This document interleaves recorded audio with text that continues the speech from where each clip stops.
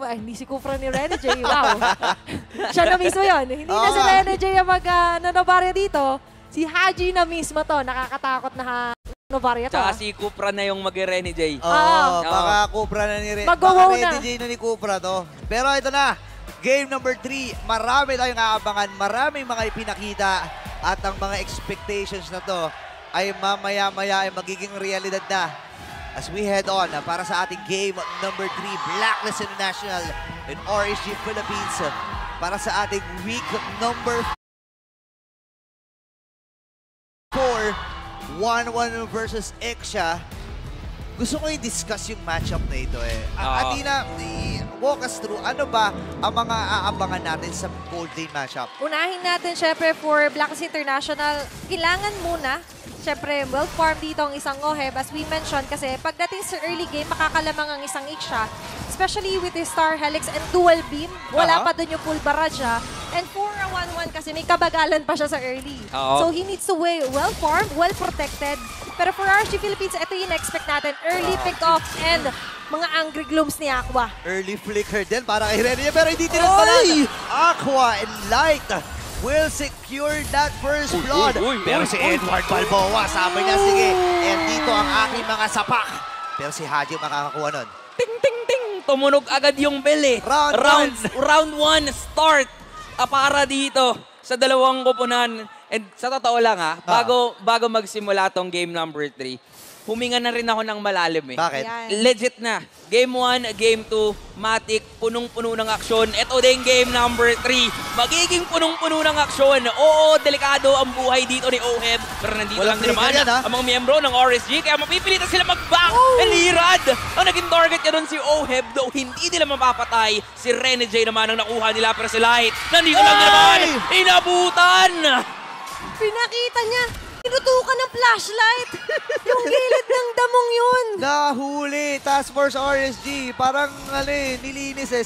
Sinipat eh. Para may nagtatago dyan sa may eskinita. Huli ka ngayon. Pero mahirap ito kasi may death na kagad itong si Oheb. And knowing 1-1, pero mamaya na pala yun ha. Grabe. Yung aggressiveness na pinapakita ng dalawang koponan. Mas makikita natin yung lead ngayon ni Eman on the Gold Lane matchup. Especially na kanina nga, di ba in-expect natin na kailangan nga alagaan si Oheb dun sa linya niya. And alam yun mismo ng RSG Philippines. So yung polar opposite ang gagawin lang. Ang aga ng dalaw, inantay lang nila na magamit yung mga flicker. Grabe oh. Level 3 pa lang si Oheb dito. And yung full barrage! Ang sakit. Nararamdaman ni Oheb pero nararamdaman din ni Edward yung kasakitan ng tatlong miyembro mula sa Raiders. Dito naman sa may bandang itaas. Nag-group up din ang dalawang koponan na may kanya-kanya silang plays. Gusto ko lang sabihin na lahat ng mga fights na yun, nangyari wala pa yung first turtle. Grabe no, pa lang. Napakabilis. Eh talaga suntukan ng habol nila. Sensui dito nanganganib. Aqua na habol! Puputok tapos Black Shoes out lang. Makakatakas lang din naman siya. Pero si Edward dito, tinatry niya bumawi. Ang kaso nga lang, makakalayo din ang mga Raiders and Irad.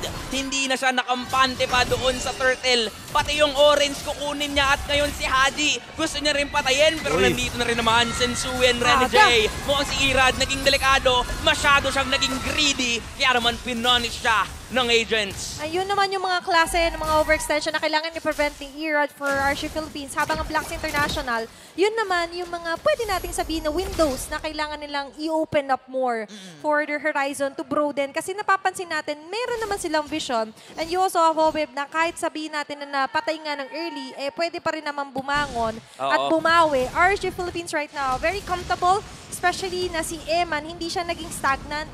Looking at this one, ang aga rin ng gold established here for RSG Philippines. Yun yung nakakatakot kasi si Eman nakabuo na kaagad ng corrosion site. And alam natin na sobrang hirap makatakas with those slows na nai-inflict nitong corrosion site. No? And this time, doon sa mga items natin, obviously may kalamangan sa RSG. Oo, 1.3k gold lead, tas unti-unti pa ding umaangat. Kasi nakikita natin dito yung pagpondo nila on how to protect Eman. Meanwhile, for Blacklist, tinatry din naman nila eh. Sabayan ang RSG doon sa may bandang itaas. Ang kaso lang, mabilis din kasi ang mga Raiders sa pagpunta at pag-back up sa kanila. Nahuli dito, etong si Irad, pero napapa-back away ay ang mga miyembro ng Blacklist nakalipad doon. Etong si Oheb, pero Pero nandito na yung full barrage. Si Ohe, magiging delikado yata yung buhay niya. Naipit doon. Yung 1-1, si Haji, one hit na lang at inabutan pa ni Aqua. Grabe! Gusto ko lang sabihin doon na ma-maximize ni Aqua yung 50% recharge time kasi ng second skill niya once it hits on the enemy hero. Naku, Grabe. pero si Edward ata magiging punteriya nila, Ay, ha? ay, makakatakas lang din! Flicker in para kay Light. Pero Sensui, nandito lang din naman siya. Babangga ba? Pero mukhang nire-respeto niya yung lead na meron ng RSG. Pero si Aqua, tuloy-tuloy pa rin din talaga sa pagbabato. Kung hindi ka matapang, ako na ang lalaban sa'yo. Rene J, mukhang wala. Ibang Kalma. klase. Ibang klase ang pinapamalas dito. Kasi may question eh, nakakalipad daw ba ang manok eh? Oh. Pinakita nila dito, lumilipad. Tumatalon pa nga eh. At ang RSG, sobrang taas ng lead para sa 5-minute mark ng ating game. 3.2K. 8 ang ating kill score. Paano ang magiging maneuver dito ng Blacklist International? Kailangan muna nilang kumalma, especially for OHEP na ngayon na nag-suffer na ng 2 deaths. And that's very crucial for a gold laner, lalo na isa talaga siya sa pinakaasahan. Kasi nga si Sensui, nag-prioritize siya dito on utility jungler. For RG Philippines naman, for them to totally dominate the round, syempre, given na dito na kailangan nila bigyan ng space si Eman, but we need to acknowledge what Aqua is doing as well. With his shadow energy, ito yung sinasabi ko kanina na ma-maximize nila. Yeah. Yung recharge time nito, masasabing spammable eh. Kaya spam sila dito continuously ng damages. And dito napapasok yung pag-build up din ng mga Radiant Armor kahit papano. Kailangan na. Para kontrain kahit papano, mag-neutralize yung situation. And ang bilis din kasi ng clear wave eh, na meron ng RSG. So talagang mabilis yung nakakasama. Pero speaking of pagsama, gusto ng tropa time ni Irad eh. Hindi niya tinatantan si Sensui rito eh. Oh. Pre, may orange ka dyan. Hot A nga tayo. Try natin paghatian. Kaso lang, nandito rin naman ang mga miyembro ng RSG. Gusto nilang Naagaw! makasali doon. Naagaw niya with the retry. Pero mukhang gusto niya pa talagang kunin yung buhay dito ni Sensui and even ni Edward. Salubog! Kasi papasok no! sila doon sa loob. May full barrage lang din naman. Mapapalayo pa nga yung mga miyembro ng Black. Rene J dives in. Hinatak siya dito ni Light. Pero nandoon yung yakap netong si Rene J. Ang kaso lang, wala nang follow-up. Lumipad na rin naman ngayon etong si Oheb. Pero yung damage is not enough para pabagsakin ang mga Raiders. Grabe yung nangyari na yun. Grabe rin yung ginawa ni Nats doon sa pinakalikod ha. Nakalipad ba ng konti doon si Ohe, pero ininda niya lahat ng mga sakit. And as well as nare-reach niya kasi sa backlanes, yung mga unreachable nung Game 2. Especially this time around, yung Novaria na ini-expect natin na hindi maaabot at hindi basta-basta mahawakan, nahawakan na nila. Wait lang, i-remind ko lang kayo lahat ha. May turtle pa po. Turtle pa lang May pala. turtle pa. Yes. Hindi pa to late game, hindi pa late game. At ayun yung kailangan pag-isipan ng Blacklist. Kasi kung nakita natin doon sa draft index nila, malakas naman yung late game nila. Huwag silang sumabay ngayon doon sa tempo na binibuild up ng RSG. Pero for RSG kasi parang kung ayaw yung sumabay, kami na mismo Pipilitin. yung pupunta sa inyo. Yun nga eh. Tsaka kailangan maghabol ngayon ng Blacklist International kasi medyo na-delay na itong si Oheb with 2 deaths plus nakakaubos na ng mga Tori dito ang RSG. Lumulobo na, nagbabalon muli ang kanilang kalamangan, 6.6K. And ang ganda kasi ng pag-front dito ni Teresa, pero ayan na!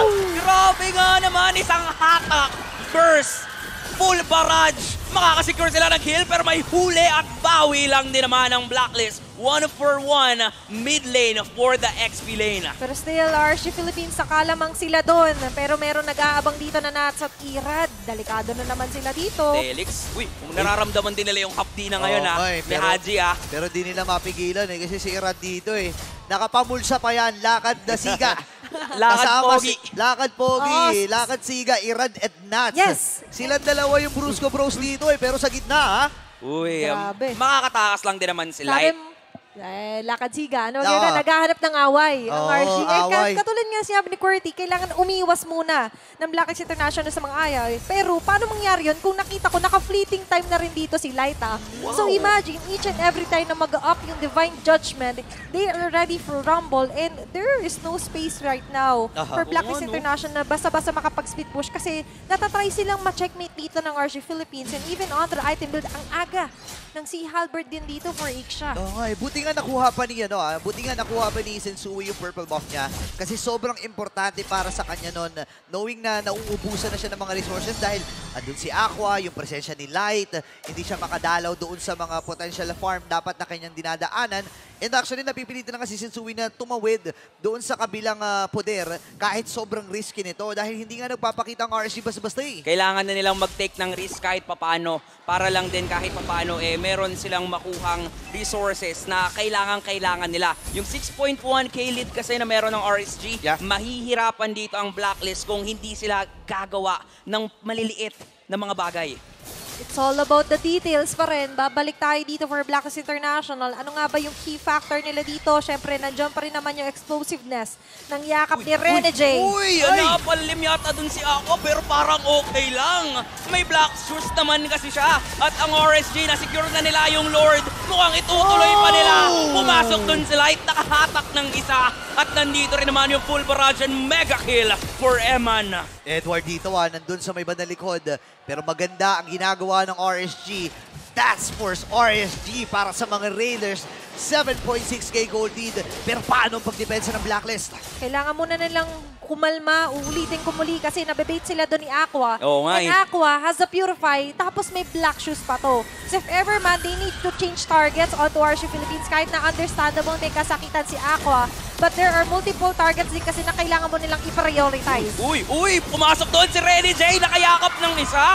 At mukhang ito na yata yung inaantay ng mga agents. Magkakabol ba sila? Mukhang si Ohe, maharap lang din naman dito pero masyado pang ang makunat si Irad.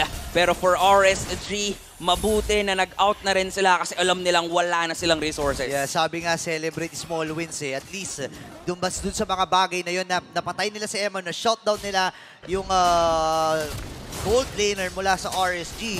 At kailangan humabol kasi almost 3k pa lang lamang ni Eman against Oheb. And imagine, naka-Malefic Roar pa siya dito. So kahit humarap si Rene J, even Edward, may physical pen kasi siya na hawak on his items. And with that said, kanina sinabi ko na it's all about the target for Blacklist. At tama naman yung ginawa nila this time around. Kung hindi kaya si Aqua, let's focus and punish Eman. Uy, wait lang may hinahanap dito ang RSG. Yung kanilang plano dito ay hindi nagtagumpay. Hindi ka na maispatan. Buti nila nakatunog lang. Retribution ay ginamit na.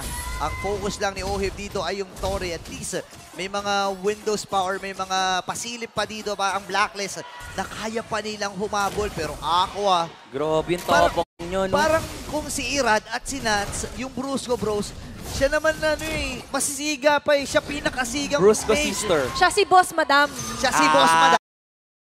Oo, di ba? Dalawang bodyguard. Syempre, sino bang binabatay? Nakakatakot si Boss Madam. Ngayon ako nakakita ng mage na siya yung nauuna. Di ba? Ayan, no? Di ba? Ayan. Ibang klase dito si Aqua. At mararamdaman natin ang presensya ng ni Aqua dito sa laban na ito. 5.7k gold lead. Pero pag may tumawid, malamang babagsak talaga sa posisyon na meron ngayon ng RSG. Maganda yung pwesto ngayon ng RSG pero nakakaramdam din naman ang koponan ng Blacklist International. Unti-unti silang umaangat dito. Unti-unti silang naghahanap ng vision. Tatalo na nga din naman yata sila. Tinamaan! Tinamaan! Doon si Light nakita. Nahuli. Uy, pero ito na ang Blacklist. Nauna, mataan nila si Irad pero yung full barrage! Kinasan na rin naman ni Eman. Mapipilitang mag-backaway ngayon ng mga Blacklist. Bagsak si Irad. Lalayo na sila pero si Nuts with a penalty zone. Makakasecure ng 4. Mukhang ito na yung pagbawi ng Raiders. 1-for-3 trade dahil lang sa isang set ni Nuts. 4-man penalty zone para sa kay Nuts. Grabe yung laban na to. Yung buong akala mo nakaganti ni Blacklist International pero parang mas napabuti yun para sa RSG Philippines. Uy, mukhang gusto nilang tapusin din yung laban. Inatak na nga nila si Edward. Edward trying to sustain. Haji na lang matitira dito para sa Blacklist. At mukhang gusto nang tapusin ng Raiders. They will break the code. Hindi pa! Ay, hindi pa! Hindi pa! Hindi pa! Hindi pa! Hindi pa! Hindi pa! Hindi pa! Walang ganon! Wala! Wala! Hindi pa tapos! Hindi pa! Ayan na pagbawi ng Habol, Blacklist. habol! Lahat tayo nalito na dun sa nangyari! Hindi pa tapos! Hindi pa! Oh no! Wala si Wow! Nuts! 4v3 ang magiging kaganapan pero si Sensui hindi sumusuko. Ako ay nandun din. Yung mga pokes ay inilatag niya. Si Sensui bababa sa kalahati yung buhay. Okay pa nandun din. Pero mahabol ng RSG Ang sakit talaga ni Aqua. Oh my God! Wow! Ayun yung literal na wow. Oo. Grabe, nag-moonwalk palabas. After ilatag yung mga Angry Globes, nag-moonwalk palabas. Dito na masusubukan. Grabe yung mental fortitude dito ng Blacklist International. Knowing na sobrang close na ng RG Philippines from closing out this game. Pero what pave way is actually, nakita mo yung pag-andar ni Sensui siya ka ni Rene J. Tinitingnan ko dun sa minimap bago tayo nag-close off. And definitely, one thing to consider is that ang Blacklist International, they're full of surprises at kailangan hindi basta-basta masurpresa doon ang RG Philippines. Okay, kailangan kumapit ng Blacklist International dito. Available ang flicker ni Nance. Nakita na natin yung Nance Entertainment kanina. Ano nga ba ang kanilang atin? Mababagsakin yung top turret. Bilis. At eto na ang Task Force RSG. Nice defense para pabagsakin lang din naman yung Lord. Bumangga na rin doon Sensui. Tumaloon si Rene J. Full barrage! Nakatalon lang din naman doon si Oheb pero naiwan siya doon. And Nats once again with the huli. Para nga naman pabagsakin si Oheb. At yung naantala yata kanina, tutuloy na ng Raiders. Kasi nga naman ngayon, mabibreak nila ang code. What a series!